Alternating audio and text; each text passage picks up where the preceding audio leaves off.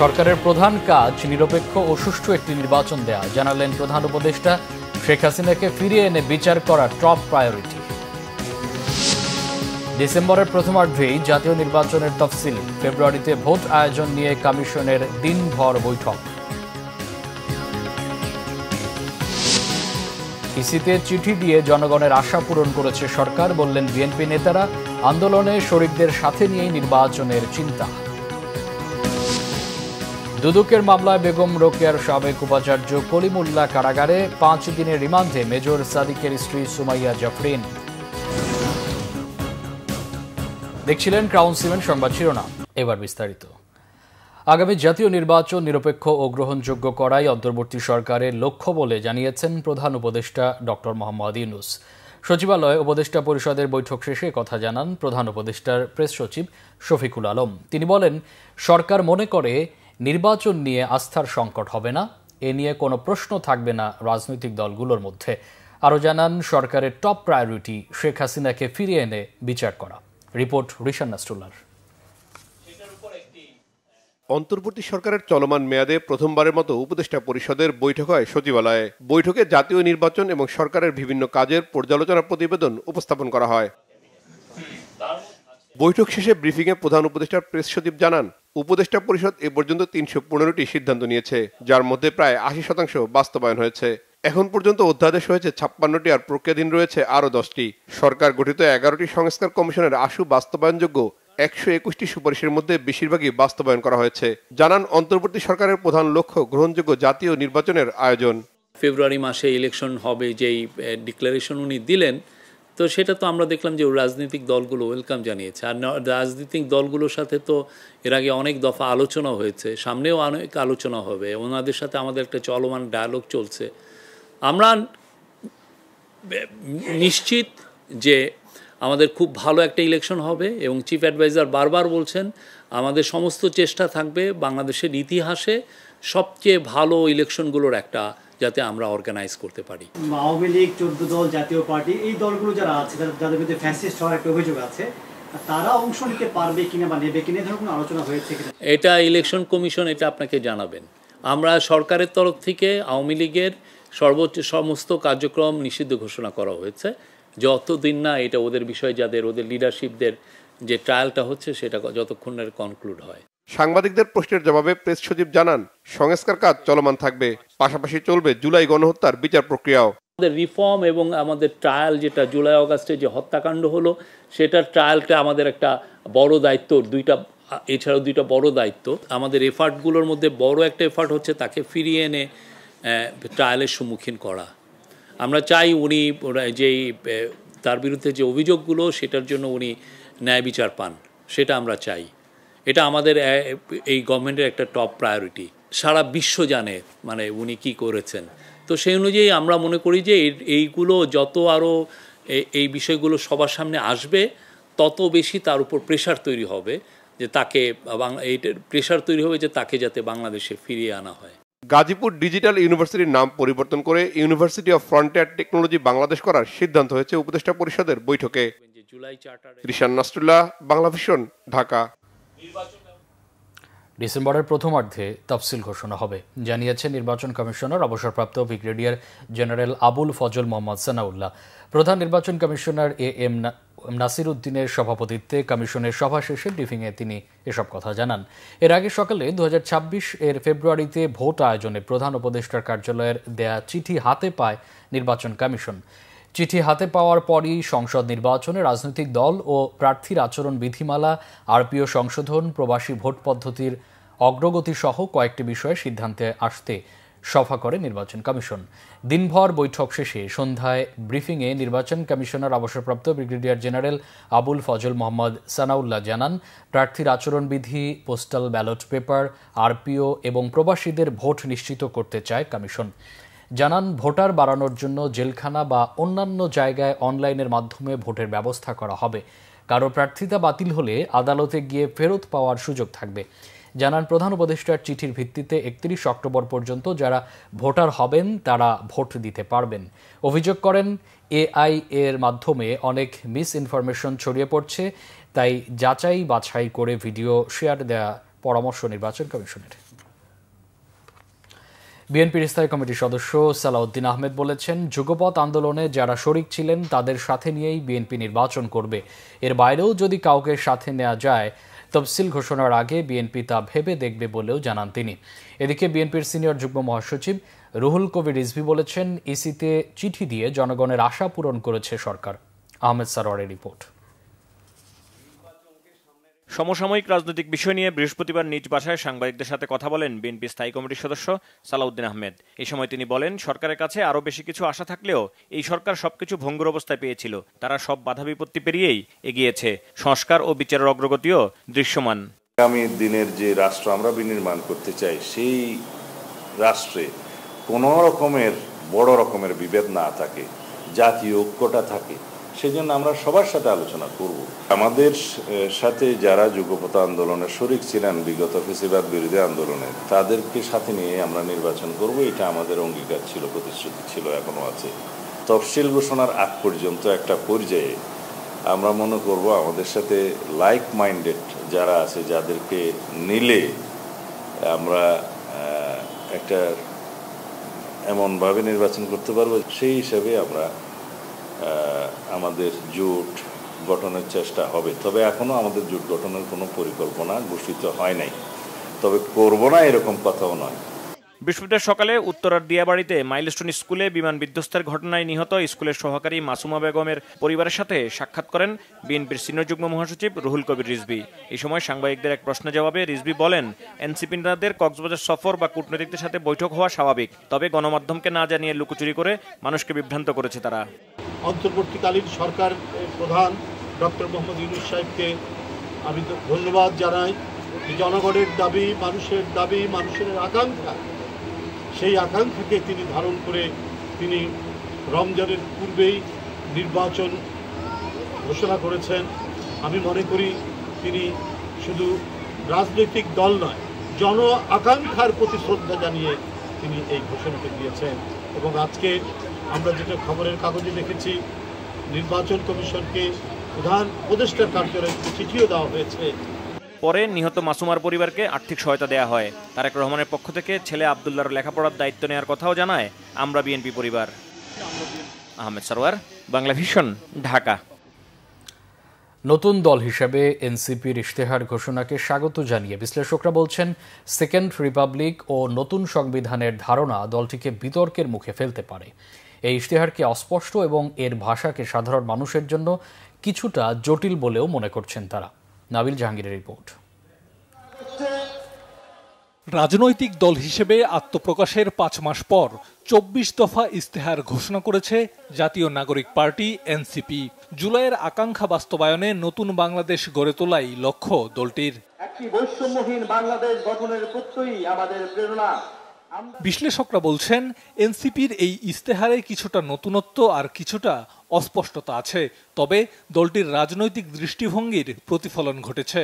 মনে হয়েছে যে তারা একটা ভিশন, প্রত্যেকটা ইস্যুতে ধরেন বিভিন্ন ইস্যুতে তার কতগুলো ভিশন আছে, সেটার মধ্যে কোনটা গোল, কোনটা কিভাবে অ্যাচিভেবল, এই জায়গাগুলিকে তারা এখনো পর্যন্ত ক্লারিফাই করেনি। তো আমি তারপরে মনে করব যে এটা একটা ভালো সুন্দর ধরেন এক ধরনের নতুন বাংলাদেশের যে গল্পটা তারা বলতে চাইছে সেটার একটা ছায়া ওইখানে আছে। এই ইশতেহারের ভাষা, শব্দ চয়ন অনেক কঠিন। আমরা সবসময় দেখেছি যে আমরা যত কঠিন ভাষায় বলি না কেন, যত কিছু বলি না কেন, যত সমস্যায় দেখি না কেন, এনসিপি কতটা সাধারণ মানুষকে কানেক্ট করতে পারবে, সাধারণ মানুষের মধ্যে ক্যাম্পেইন করতে পারবে, তাদের সমর্থন সংগ্রহ করতে পারবে, সমর্থন ভিত্তি পাবে, ততই কিন্তু এই ইশতেহারের গুরুত্ব বাড়বে। এনসিপির সেকেন্ড রিপাবলিক এবং নতুন সংবিধানের লক্ষ্য ভোটের রাজনীতিতে দলটিকে কতটা সুবিধা দেবে তা নিয়েও প্রশ্ন আছে বিশ্লেষকদের। রিপাবলিক গঠন করার মধ্যে কোনো আসে যায় না, কারণ এটা হলো পৃথিবীতে বহু দেশেই সেকেন্ড, থার্ড, ফোর্থ, ফিফথ রিপাবলিকও হয়েছে। আপনি সংসদ জনগণের প্রয়োজনে বিভিন্ন সময় পরিবর্তন করতে পারেন সংবিধান, কিন্তু এখন এটা জনগণের কাছে এটার আপিল থাকবে কিনা, নাগরিক এটা গ্রহণ করবে কিনা, এটা তাদের ক্যাম্পেইনের উপর নির্ভর করবে। সেকেন্ড রিপাবলিক বলতে কি সেইটা তারা এই ঘোষণাতেও পরিষ্কার করে নাই। এইটা বরং একটা তর্কের জায়গা তৈরি হলো। আমি মনে করি যে এনসিপির এই সমস্ত তর্কের জায়গার মধ্যে কারো পক্ষে কারো বিপক্ষে, মুক্তিযুদ্ধের পক্ষে বিপক্ষে, মুক্তিযুদ্ধকে খাটো করা, 24কে বড় করা, এরকম জিনিসের মধ্যে তাদের না যতটা জড়ায় ততটা তাদের জন্য ভালো। নাবিল জাহাঙ্গীর, বাংলা ভিশন, ঢাকা। জুলাই আন্দোলনের সময় আশুলিয়ায় 6 শহীদের লাশ পোড়ানোর ঘটনায় মানবতা বিরোধী অপরাধের মামলার আনুষ্ঠানিকভাবে অভিযোগের শুনানি শেষ হয়েছে। পরবর্তী শুনানি 13 আগস্ট। এদিকে রাজধানীর রামপুরায় নির্মাণাধীন ভবনের কার্নিশে ঝুলে থাকা যুবক আমিরকে গুলি করার ঘটনায় সাবেক DMP commissioner Habibur Rahman, ADC Rashedul সহ 5 পুলিশ সদস্যের বিরুদ্ধে অভিযোগ দাখিল করেছে প্রসিকিউশন। এস এম ফয়েজের রিপোর্টে বিস্তারিত। জুলাই আন্দোলনের সময় রামপুরায় একটি নির্মাণাধীন ভবনের কার্নিশে ঝুলে থাকা যুবককে গুলি করে পুলিশ। এক পর্যায়ে গুলির মুখে 3 তলা থেকে পড়ে যান আমির হোসেন, তবে সৌভাগ্যক্রমে বেঁচে যান তিনি।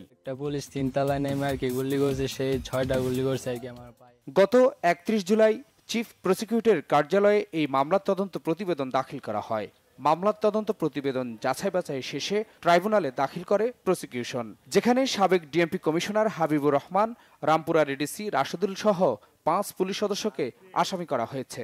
রামপুরায় যে একটা মর্মান্তিক ঘটনা ঘটেছিল, জীবন বাঁচার তাগিদে অর্থাৎ আত্মরক্ষার তাগিদে কার্নিশে ঝুলেছিল একজন ব্যক্তি, তাকে গুলি করা হয়েছিল।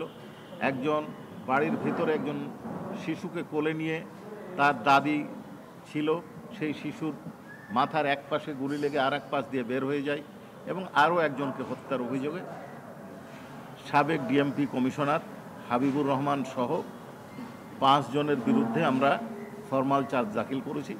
আশা করছি আগামী ওপেনিং ডেট বা তার পরের দিন কগনিজেন্স হিয়ারিং হবে।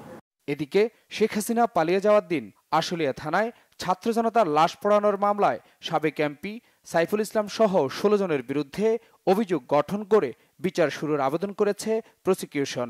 জুলাই গণঅভ্যুত্থান চলাকালে আশুলিয়া এলাকায় 29 জনকে গুলি করে হত্যা করা হয়েছে, এটাই হলো টোটাল ইনভেস্টিগেশন। এর মধ্য থেকে 4 তারিখে 1 জনকে হত্যা এবং 5 তারিখে 6 জনকে হত্যা, এই 7 জনকে হত্যার জন্য আজকের যে ফরমাল চার্জের উপর শুনানি হলো সেটা হয়েছে।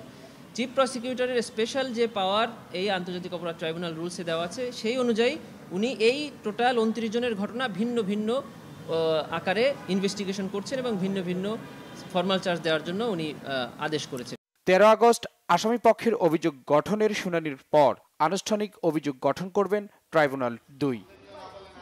S M Faiz, Bangla vision, Dhaka.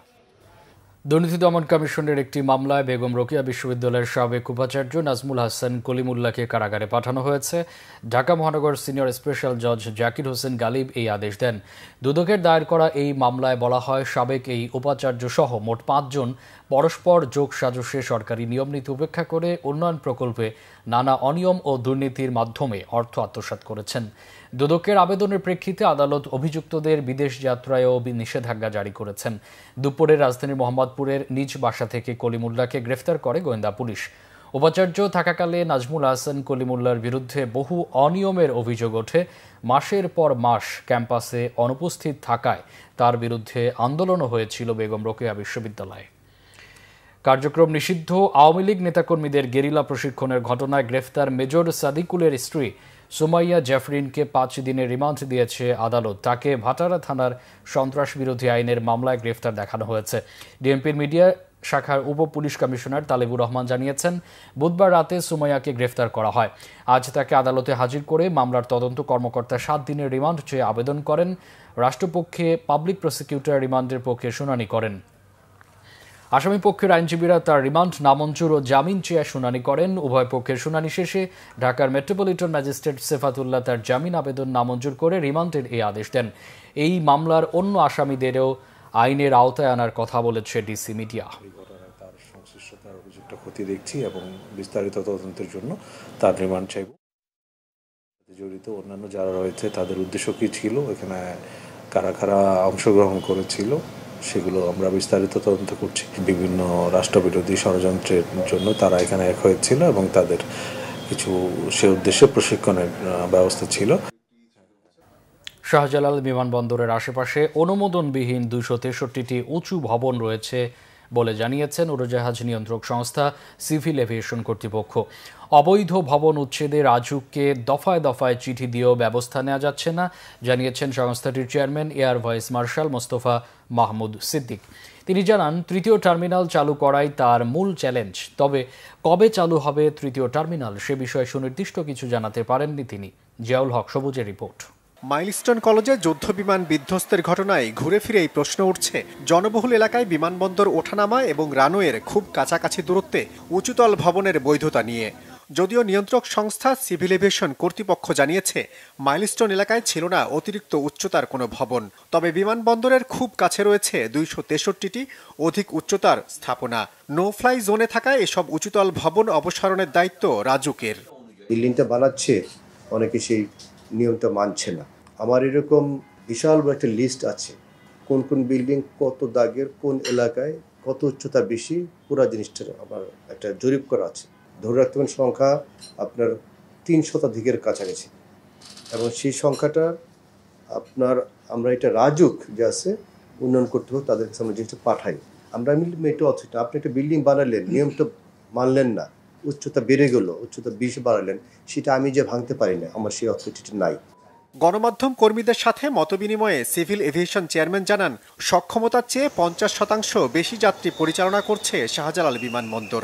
এই চাপ কমাতে থার্ড টার্মিনাল চালুর বিষয়ে জাপানি কনসোর্টিয়ামের সাথে আলোচনা চলছে। যারা নির্মাণ করেছেন তারা একটা পক্ষ, অথবা যারা এটা সাবসিকুয়েন্টলি অপারেশন করেন তারা একটা পক্ষ। এদের ভিতরে নাম্বার অফ মিটিং চলমান রয়েছে, বাট অনেকগুলো পয়েন্টে আমরা এখনো সমঝোতায় আসতে পারিনি। সর্বাত্মক চেষ্টা করা হচ্ছে যেন আমরা কাজটা দ্রুততার সাথে এবং ক্লিন থেকে, যেহেতু আর্থিক ব্যাপার আছে, সবগুলো যেন কোনো পক্ষই ক্ষতিগ্রস্ত না হয়, সবার স্বার্থ সংরক্ষিত হয়, সরকারের বাংলাদেশ স্বার্থ যেন সংরক্ষিত, সেটা খেয়াল রেখে সিভিল এভিয়েশন মন্ত্রণালয় আমরা সর্বোচ্চ চেষ্টা করছি যত জিনিসটা করা যায়। বাট স্পেসিফিক ডেট যদি বলেন, সেই স্পেসিফিক ডেটটা দেওয়া আমার ডিফিকাল্ট হবে। ঘনবসতিপূর্ণ ঢাকার বাইরে নতুন বিমানবন্দর তৈরিতে 136 কোটি টাকা খরচের সমীক্ষা কবে আলোর মুখ দেখবে, সেই বিষয়টি সরকার সিদ্ধান্ত নেবে বলে জানান নবনিযুক্ত চেয়ারম্যান মোস্তফা মাহমুদ সিদ্দিক। জিয়াউল হক সবুজ, বাংলা ভিশন, ঢাকা। সরকারি হাসপাতালগুলোতে 15,000-এর বেশি রোগী ফ্লোরে থেকে চিকিৎসা নিচ্ছেন। চাইলেও এখনই এই সমস্যার সমাধান সম্ভব নয়, জানিয়েছেন প্রধান উপদেষ্টার স্বাস্থ্য বিষয়ক বিশেষ সহকারী ডাক্তার সাইদুর রহমান। গত 1 বছরে স্বাস্থ্য খাতে 10টি সংকট চিহ্নিত করে তা সমাধানের চেষ্টা চলছে বলেও জানান তিনি। রাজধানীর মিন্টু রোডে অন্তর্বর্তীকালীন সরকারের 1 বছরে স্বাস্থ্য খাতের অর্জন ও ভবিষ্যৎ নিয়ে সংবাদ সম্মেলন করে স্বাস্থ্য মন্ত্রণালয়। স্বাস্থ্য উপদেষ্টা নূরজাহান বেগম জানান, জুলাই অভ্যুত্থানে আহত 78 জনকে চিকিৎসার জন্য বিদেশে পাঠানো হয়েছে। এর মধ্যে 7টি দেশের চিকিৎসকরা বাংলাদেশে এসে চিকিৎসা দিয়েছেন। আগামী সেপ্টেম্বরের মধ্যে 3000 চিকিৎসক নিয়োগ দেওয়া যাবে বলেও আশা করছেন তিনি জানান, কিডনি, লিভার সহ অঙ্গ প্রতিস্থাপন আইনের পরিবর্তন আনতে যাচ্ছে সরকার। বিশেষ সহকারী ডাক্তার সাইদুর রহমান জানান, বিদেশি অর্থায়নে 3টি হাসপাতাল নির্মাণে প্রাথমিক আলোচনা শেষে সম্ভাব্যতা যাচাইয়ের কাজ চলছে। নিয়োগ প্রক্রিয়ায় জটিলতা থাকায় সুপার স্পেশালাইজড হসপিটাল পুরোপুরি চালু করা যাচ্ছে না। ডেঙ্গু প্রতিরোধে স্বাস্থ্য মন্ত্রণালয় ব্যাপক ভিত্তিক কাজ করছে বলেও জানানো হয় এই সংবাদ সম্মেলনে। জুন মাসের তুলনায় জুলাই মাসে বেড়েছে দেশের সার্বিক মূল্যস্ফীতি। বৃহস্পতিবার বাংলাদেশ পরিসংখ্যান ব্যুরো বিবিএস এর তথ্য জানিয়েছে। বিবিএস এর সবশেষ তথ্য বলছে, জুলাই মাসে দেশের সার্বিক মূল্যস্ফীতি 0.07% বেড়ে হয়েছে 8.48%। বেড়েছে খাদ্য মূল্যস্ফীতিও। জুলাই মাসে খাদ্য মূল্যস্ফীতি 0.17% বেড়ে দাঁড়িয়েছে 7.56%। জুন মাসে যেটি ছিল 7.39%, আর জুন মাসে সার্বিক খাদ্য বহির্ভূত মূল্যস্ফীতি 9.37% থাকলেও জুলাই মাসে সেটি বেড়ে দাঁড়িয়েছে 9.38%। বাণিজ্য উপদেষ্টা শেখ বশির উদ্দিন বলেছেন, অন্তর্বর্তী সরকারের কঠোর অবস্থানের কারণেই 1 বছরের চেষ্টায় সিন্ডিকেট মুক্ত বাজার উপহার দেয়া গেছে। বিকেলে রাজধানীতে সরকারি বিপণন সংস্থা টিসিবি আয়োজিত জুলাই পুনর্জাগর অনুষ্ঠানে এই কথা বলেন উপদেষ্টা। বলেন, জুলাই চেতনা বাস্তবায়নের অংশ হিসেবে আগামী নির্বাচনের আগেই দুর্নীতি দূর করে কর্মসংস্থানের সুযোগ বাড়ানো হবে। এ সময় বাণিজ্য সচিব জানান, এখনও দূর হয়নি দুর্নীতি ও বৈষম্য রোধে সরকারি কর্মকর্তাদের অগ্রণী ভূমিকা পালনের আহ্বান জানান তিনি। এ সময় জুলাই আন্দোলনের নানা স্মৃতি তুলে ধরেন জুলাই যোদ্ধারা। প্রধান উপদেষ্টা নিজে এবং উপদেষ্টারা কেউ তুষ্টিতে নেই, সকলেই আত্মসমালোচনায় নিমজ্জিত আছে এবং কিভাবে কোর্স কারেকশন করা যায়, আরও বেটার পারফর্ম করা যায়, কিভাবে একটা বেস্ট ইলেকশন ডেলিভার করা যায়, যার মাধ্যমে পরবর্তী নির্বাচিত সরকার দেশকে একটা সুষ্ঠু অর্থনৈতিক এবং বৈষম্যহীন যে আমাদের যে যাত্রা, এই যাত্রায় আমরা অগ্রসর করব ইনশাল্লাহ। অধিকাংশ রাজনৈতিক দলের দাবি না মেনে একক একটি দলের কথা শোনা হচ্ছে বলে অভিযোগ করেছেন জামাত ইসলামীর সেক্রেটারি জেনারেল অধ্যাপক গোলাম পরোয়ার। এটা অভ্যন্তরীণ বা আন্তর্জাতিক কোনো চাপে কিনা এমন প্রশ্ন তার। বিকেলে জাতীয় প্রেস ক্লাবে এক আলোচনা সভায় তিনি এমন প্রশ্ন তোলেন। মিয়া গোলাম পরোয়ার বলেন, জুলাই সনদে কি আছে তা জানা নেই। জুলাই ঘোষণাপত্রে জন আকাঙ্ক্ষা প্রতিফলিত হয়নি বলেও মনে করেন জামাতের সেক্রেটারি জেনারেল। সংস্কার না করে বিদ্যমান ব্যবস্থার মধ্যে নির্বাচন করে আরেকটি ফ্যাসিবাদ আসার সুযোগ করে দিলে গণঅভ্যুত্থানের প্রতি বিশ্বাসঘাতকতা করা হবে বলেও মন্তব্য করেন তিনি। জানান, এই সরকারের উপর আশা রাখতে চান তারা। সরকার একটি অবাধ নির্বাচন উপহার দিতে পারবে বলেও তিনি আশা প্রকাশ করেন। আন্দোলনে ফ্যাসিবাদের বিরুদ্ধে যে রক্ত দিয়েছে, জীবন দিয়েছে, ঐতিহাসিক অবদান, গত ৫ তারিখের জুলাই ডিক্লারেশনের মধ্যে তার একটা লাইনও কিন্তু উল্লেখ করা হয়নি। যারা এই ড্রাফটটা করে দিয়েছে, কোনো ব্যক্তি, কোনো পরামর্শদাতা, আমরা জানি না, একটা সংশয় রাজনীতির অঙ্গনের আলোচিত হচ্ছে যে কোনো একটি দলের চিন্তা এবং চেতনা, আদর্শ, গাইডলাইন কি এই জুলাই ঘোষণা তৈরির ক্ষেত্রে প্রভাব বিস্তার করেছে? এই প্রশ্ন কিন্তু তৈরি হচ্ছে। জুলাই অগাস্ট গণঅভ্যুত্থানের বর্ষপূর্তিতে প্রধান উপদেষ্টা ডক্টর ইউনূস যে ঘোষণাপত্র পাঠ করেছেন সেটিকে একতরফা ও পক্ষপাতদুষ্ট বলে অভিযোগ করেছে গণফোরাম। একে ইতিহাস বিকৃতির অপচেষ্টা বলে মনে করছে দলটি। বৃহস্পতিবার দুপুরে দলীয় কার্যালয়ে এক সংবাদ সম্মেলনে বলা হয়, জুলাই ঘোষণাপত্রে ভবিষ্যৎ রাষ্ট্র ব্যবস্থার কোনো রূপরেখা স্থান পায়নি। এটি একতরফা ও পক্ষপাতদুষ্ট এবং এতে ইতিহাস বিকৃতির অপচেষ্টা লক্ষণীয়। ৩৬ জুলাই উদযাপন অনুষ্ঠানে রাজনৈতিক দলগুলোর মধ্যে বৈষম্য সৃষ্টি করা হয়েছে বলেও অভিযোগ করেছে গণফোরাম। সংবাদ সম্মেলনে আরও বলা হয়, ৭২-এর সংবিধানের প্রণয়ন পদ্ধতি এবং কাঠামোগত দুর্বলতা নিয়ে জুলাই ঘোষণাপত্রে বিতর্ক সৃষ্টির কারণে মুক্তিযুদ্ধ এবং জুলাই অগাস্ট গণঅভ্যুত্থানকে প্রশ্নবিদ্ধ করা হয়েছে। এই যে জুলাই ঘোষণাটা দেওয়া হলো, যেভাবে এই ঘোষণাটা দিয়েছে, আমাদের কাছে মনে হয়েছে এটা একটা অপূর্ণ ঘোষণা। বাংলাদেশের সকল রাজনৈতিক দল, আমাদের যত দ্বিধাদ্বন্দ্ব থাকুক, আমাদের যত ভিন্নমত থাকুক, অনেকেই অনেক ধরনের বক্তব্য আমরা উপস্থাপন করছি। দিন শেষে গণফোরাম মনে করে সবাই উৎসাহ উদ্দীপনা নিয়ে এই নির্বাচনে অংশগ্রহণ করবে। অন্তর্বর্তী সরকার ভেঙে দ্রুত তত্ত্বাবধায়ক সরকার গঠনের দাবি জানিয়েছে ইনকিলাব মঞ্চ। ঢাকা বিশ্ববিদ্যালয় মধুর ক্যান্টিনে সংবাদ সম্মেলনে একথা বলেন ইনকিলাব মঞ্চের মুখপাত্র শরীফ ওসমান হাদি। নির্বাচনের আগে অন্তর্বর্তী সরকার ভেঙে দিয়ে তত্ত্বাবধায়ক সরকার গঠন করতে প্রধান উপদেষ্টার প্রতি আহ্বান জানান তিনি। নির্বাচন হবে, কিন্তু রোডম্যাপ কোথায়, এমন প্রশ্ন তোলেন তিনি। ৭২-এর সংবিধান বাতিল করে তিনি জুলাই সনদ ও ঘোষণাপত্রের আলোকে সংবিধান প্রণয়নের আহ্বান জানান। পুলিশ, বিচার ব্যবস্থা ও জনপ্রশাসন সংস্কারের কথাও বলেন শরীফ ওসমান হাদি। রাজনৈতিক দলগুলো ডক্টর মোহাম্মদ ইউনূসকে দিয়ে জুলাই ঘোষণাপত্র পড়িয়ে নিয়েছে কিনা এমন সন্দেহ প্রকাশ করেছে ইনকিলাব মঞ্চ।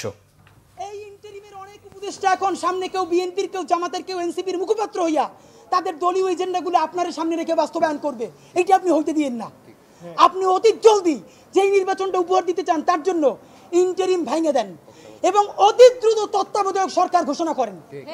এই ইন্টারিম ভেঙে দিয়া আপনি প্রধান হইয়া আপনি তত্ত্বাবধায়ক সরকার ঘোষণা করেন। আগামী ৬ মাস মাননীয় প্রধান উপদেষ্টা, এটা অনেক অনেক বেশি ইনাফ, মোর দ্যান ইনাফ এই দেশে পাল্টাই দেওয়ার জন্য। চট্টগ্রাম মহানগরীর অক্সিজেন এলাকায় একটি সেতুর এক পাশ ভেঙে পড়ায় একদিক দিয়ে যান চলাচল বন্ধ রয়েছে। এতে সড়কে গাড়ির জট সৃষ্টি হয়েছে। সকালেই ঘটনা ঘটে। মহানগরের অক্সিজেন এলাকায় শীতল ঝর্ণার খালের উপরের এই সেতু দিয়ে ২ নম্বর গেট থেকে অক্সিজেন যাতায়াত করেন লোকজন। সিটি কর্পোরেশন প্রকৌশলী জানান, জলাবদ্ধতা নিরসন প্রকল্পের আওতায় শীতল ঝর্ণা খাল প্রশস্ত করা হয়। এরপর থেকে খালে পানি প্রবাহ বেড়ে যায়। খাল প্রশস্ত হলেও ইটের তৈরি সেতু আগের মতোই ছিল। এতে পানি প্রবাহের কারণে ধীরে ধীরে সেতুর দুই পাশ থেকে মাটি সরে দেয়াল ক্ষতিগ্রস্ত হয়। সকালে পানির চাপে এক পাশ ভেঙে যায়। ১৯৮০ সালে শীতল ঝর্ণা খালের উপর সেতুটি নির্মিত হয়। সেতুটি অনেক দিন ধরে ঝুঁকিপূর্ণ ছিল। ডক্টরস অ্যাসোসিয়েশন অব বাংলাদেশ ড্যাবের নির্বাচনকে সামনে রেখে প্রার্থী পরিচিতি সভা করেছেন ডাক্তার হারুন, ডাক্তার শাকিল পরিষদ। বৃহস্পতিবার বাংলাদেশ মেডিকেল বিশ্ববিদ্যালয় মিলনায়তনে এই পরিচিতি সভা হয়। এতে বিগত ফ্যাসিস্ট সরকার বিরোধী আন্দোলন সংগ্রামে ডাক্তার হারুন, ডাক্তার শাকিল পরিষদের প্রার্থীদের ভূমিকা উল্লেখ করে এই পরিষদকে ভোট দিয়ে বিজয়ী করার আহ্বান জানানো হয়। হারুন শাকিল পরিষদের প্রার্থীরা বলেন, ভবিষ্যৎ নেতৃত্বের রূপরেখা ও চিকিৎসকদের অধিকার আদায়ে তারা অঙ্গীকারাবদ্ধ। সভায় বলা হয়, দেশের স্বাস্থ্যসেবা খাতকে ঢেলে সাজিয়ে গণতান্ত্রিক, আধুনিক ও চিকিৎসা বান্ধব পরিবেশ তৈরিতে হারুন শাকিল পরিষদ সর্বাত্মকভাবে কাজ করবে। ড্যাবের নির্বাচনের ভোট গ্রহণ ৯ আগস্ট। সামাজিক দায়বদ্ধতার অংশ হিসেবে Bangladesh council of scientific and industrial research BCSIR এর কর্মকর্তাদের জন্য একটি মাইক্রোবাস দিয়েছে পূবালী ব্যাংক পিএলসি।